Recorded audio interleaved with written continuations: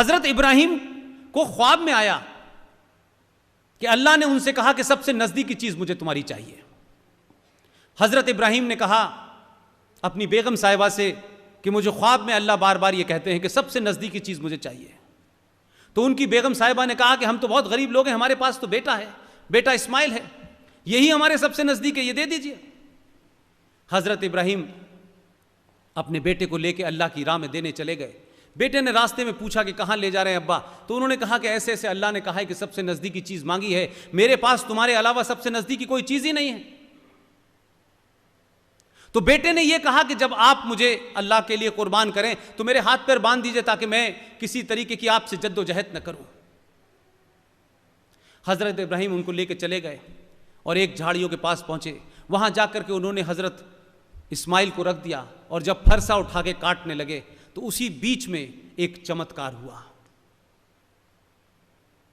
कि उनका बेटा गायब हो गया और वहां एक भेड़ सामने आ गया।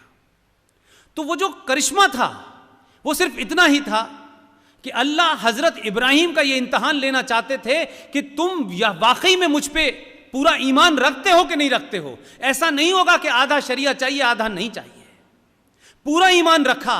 हजरत इब्राहिम का इतना जबरदस्त अल्लाह के ऊपर ईमान था कि उन्होंने अपनी सबसे नजदीकी चीज को जब कुर्बान किया तो अल्लाह ने अपने करिश्मे से उनके बेटे को हटा करके वहां भेड़ पैदा कर दी और उसी के बाद से ईद मनने लगी।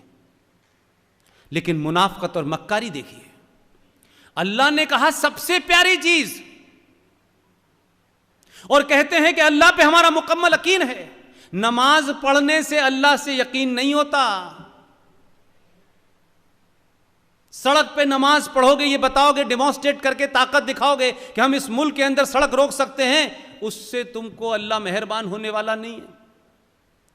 और झूठ और मक्कारी क्या है कि ईद से एक दिन पहले बाजार से 5,000 रुपए का बकरा लाए, काटा और खुद ही खा गए और कहा कि हमने अल्लाह की ख्वाहिश पूरी की है। अल्लाह ने तो बेटा मांगा था, पूरा यकीन है तो दो। अगर यकीन है अल्लाह के ऊपर और तुम कहते हो हमारा मुकम्मल है तो दो अपने बेटे को। वो अल्लाह अगर तुम्हारे ऊपर यकीन रखता है तो उसको भी बदल देगा हजरत इब्राहिम की तरह। लेकिन नहीं, ये बेवकूफ बनाने की दुकान चला रखी है, पूरी दुनिया में चल रही है। लिहाजा जो अच्छा है वो हम मानेंगे, जो हमें लग रहा है। इसलिए भारत, पाकिस्तान, बांग्लादेश से लेकर के पूरी दुनिया में जिस इस्लाम को आप देख रहे हैं वो इस्लाम नहीं है। इस्लाम के नाम पर पावर कैप्चर करने के लिए एक आइडियोलॉजी की तरह इस्लाम इस्तेमाल हो रहा है। डराओ धमकाओ, डर गए तो ठीक है, नहीं डर गए तो लड़ो। तो ये जो इस्लामिक आतंकवाद का नाम लेने से भारत के लोग डरते हैं, उन्हें लगता है कि हम ये कहेंगे तो कोई नाराज हो जाएगा। अगर आप कहेंगे फला आदमी चोर है तो तभी बुरा लगेगा जब वो चोर होगा। तो ये बात अलग है कि आपके आदमी को, जिसको आपने भेजा है, उसको इतनी तमीज है कि जो बात मैं नहीं कह सकता वो अपने असिस्टेंट से कहलवा देता हूं। और उसी अमेरिका में जाकर जहां आपके प्राइम मिनिस्टर की वेटिंग हुआ करती थी, वो पीछे पीछे ऐसे घूम रहा था जैसे अमरावती में आए हों वो भाषण देने और लोकल एमएलए खड़े हों लाइन से, इन्हें वोट दे देना। वैसे ही खड़ा रहा वो चुपचाप।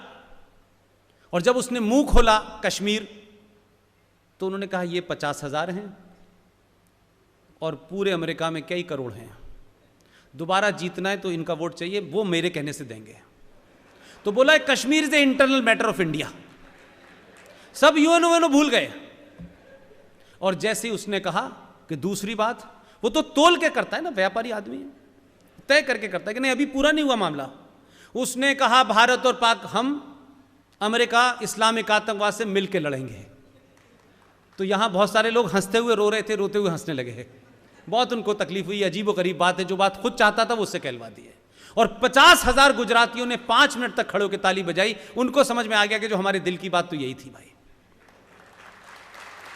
तो आप जब सत्ता के साथ समाज खड़ा होता है तो आप, जिन लोग आपको डराते थे, जिनके कहने से हुर्रियत कॉन्फ्रेंस नाम की एक आतंकवादियों की, एक जिहादियों की दुकान 1990 में अमेरिका के कहने से खड़ी हुई थी, आज वो कहां हैं? उनका कैलेंडर जारी होता था हर हफ्ते। वो कहीं उनका नाम सुनाई दे रहा है? ये गिलानी, ये मीरवाइज, यासीन मलिक, ये कहाँ हैं? एक सीरियल आया था दूरदर्शन में, कहाँ गए वो लोग? पूछ रहे हैं कहाँ हैं ये लोग? मिल ही नहीं रहे, आवाज ही नहीं आ रही। तो जब आप समाज सत्ता के साथ होता है और सत्ता को बोध होता है कि जिस पर्पस के लिए हमें भेजा है इसमें हमने देरी की, तो 5 ही साल की तो बात है। इसलिए जिस तेजी से काम हो रहे हों, तो चाहे कोर्ट से फैसला आया हो, लेकिन सुप्रीम कोर्ट से मेरी यहां से विनती है कि जिस सुप्रीम कोर्ट ने बड़ी समझदारी के साथ फैसला किया है, बड़ी ईमानदारी के साथ फैसला किया है, और इस फैसले के साथ उन्होंने कई सारी बातें कही हैं और यह भी कहा है कि मस्जिद कहीं दूर 5 एकड़ जमीन पे बना लें, उनकी मर्जी है। क्योंकि बहुत लोगों की ख्वाहिश थी कि जहां बाबरी मस्जिद है उस जगह के ऊपर हॉस्पिटल बनना चाहिए, कुछ लोग कह रहे थे शौचालय बनना चाहिए। तो भाई जहां बनना था मंदिर वो तो जगह तय हो गई, अब वो 5 एकड़ में जो दिल चाहे बनाए, हमारा उसमें कोई रोल नहीं, खुली छूटे, जो दिल चाहे बनाएं। और जो लिबरल बैठे हुए थे, जो पत्रकार और इंटेलेक्चुअल बता रहे थे, वो उनसे कहें कि यहां कौन सा टॉयलेट, इस्लामिक टॉयलेट बनाएंगे, इस्लामिक अस्पताल बनाएंगे, जो दिल चाहे बनाएं। लेकिन मैं दूसरी बात कह रहा हूं, सुप्रीम कोर्ट को, इस देश की सरकार को अगर यह लगता है कि आज इस देश के अंदर इतनी मैच्योरिटी पैदा हो गई है, और जब सरकार ने यह अपील करी कि हम इस मामले को हार जीत में न देखें, मैं इस बात से इत्तेफाक करता हूं, ठीक है हार जीत में न देखें, लेकिन सुप्रीम कोर्ट को भी यह समझ में आना चाहिए कि अगर 1000 साल के बाद इस मुल्क में एक ऐसा माहौल बन चुका है कि सच को सच एक्सेप्ट करने की लोगों में ताकत है, तो फिर काशी का और मथुरा का फैसला आगे आने वाली पीढ़ियों के सामने एक विवाद का मुद्दा छोड़ के क्यों जा रहे हैं? ईमानदार हैं, सरकार भी मौजूद है, सख्त एडमिनिस्ट्रेशन भी मौजूद है, यही लोग हैं, उनको भी आप लाइए। सरकार की जगह सुप्रीम कोर्ट सुओ मोटो इन दोनों मामलों को खोले और उस पर सुनवाई करे, 40 दिन की जगह 100 दिन ले ले और उस पर फैसला करके आने वाली नस्लों के सामने दंगे ना हो, आने वाला माहौल में देश न टूटे, उन पर फैसला भी अगले 100 दिन में करके चली जाए। अगर ईमानदारी है तो सिर्फ अयोध्या का फैसला आएगा, उस पर उल्लास नहीं मनाया जाएगा तो देश चलता रहेगा। तो सुप्रीम कोर्ट से मेरी विनती है कि देश में अगले 5000 साल तक शांति देखना चाहते हैं तो जितने भी ऐसे विवादास्पद मुद्दे हैं, सब काम छोड़ के एक 5-10 की जजों की बेंच बना दी जाए, वो दिन रात सुन के अयोध्या के अलावा जितने भी ऐसे मामलात हैं जहां झगड़ा हो सकता है आने वाली नस्लों के बीच, उनको समाप्त कर देना चाहिए। एक ही बार तकलीफ होगी, यह जागरूक समाज, जो भी कुछ इस समाज में अगर कुछ होगा भी तो कम से कम उसको बर्दाश्त करने की ताकत इस समाज में है। तो ऐसे ही वक्त में तमाम वो विवादास्पद मुद्दों को सुलझा लिया जाए जिन्हें बार बार आगे लटकाया जा रहा है। मैं नहीं जानता कि 20 साल के बाद कौन जजेस आएंगे, कैसी सरकारें आएंगी, और हो सकता है कुछ सरकारें आएं और वो कहें कि नहीं नहीं बाबरी मस्जिद तो यही थी, क्योंकि अभी भी यही कहा जा रहा है। तो विवादों को इसलिए आगे न बढ़ाएं कि फिर कोई दूसरा देखेगा ना। आज 2019 है, तमाम वो विवादास्पद चीजें जिन्होंने इस देश के संविधान के तहत इस समाज में बिठा दी हैं, उन सबको समाप्त करना इस देश की जुडिशरी की जिम्मेदारी है, जो उनके जिम्मे है। इसको भूलिए मत, इसको आगे मत बढ़ाइए। लिहाजा मैं ये नहीं कहना चाहता कि अब मुद्दा नहीं उठना चाहिए, अब ऐसा हो गया है, भाईचारा हो गया है, तो अब हम भगवान विश्वनाथ है उनकी बात ना करें, अब मथुरा की बात ना करें। क्यों भाई? एक मुकदमे से देश के सारे मुकदमे ठीक हो गए, तो एक तलाक के फैसले से फिर सबके तलाक हो जाने चाहिए?